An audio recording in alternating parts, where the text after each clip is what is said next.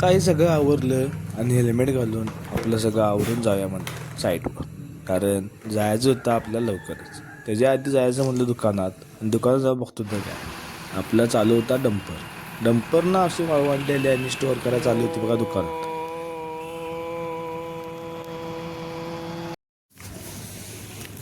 साईडवर चालू होतं आपलं काम, पण लागलेली भूक. मग काय, शेंगदाणे बर्फीचा डायरेक्ट डबाच घ्या म्हणून विशेष नाही हो. डायरेक्ट घेतली भरणी आणि चालू केलं खायला. कारण भूक तर लागलेली आहे. काय करणार मग, जेवायला जायला अजून होता वेळ.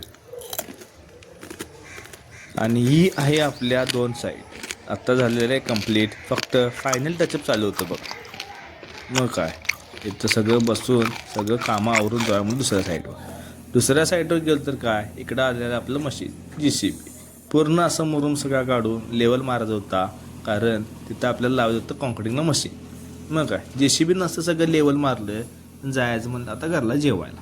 सगळं आवरलं मशीनचं काम आणि गेलो घरला जेवाय. दुपारचं वाजलेलं 2 आणि आता आपल्याला जेवणात खूप बीस. आपल्याला काय आवडत नव्हतं, पण पर्याय नाही. खाल्लं, सगळं आवरलं आणि जाऊया म्हणलं आपल्या साईडवर.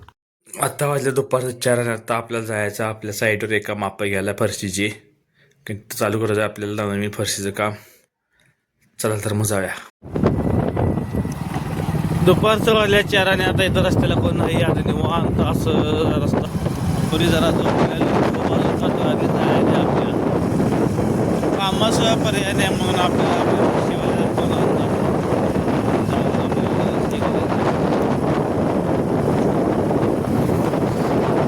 फरशीची माप जाऊन घ्यायची आहेत. त्यामुळे आपण निघालो आता.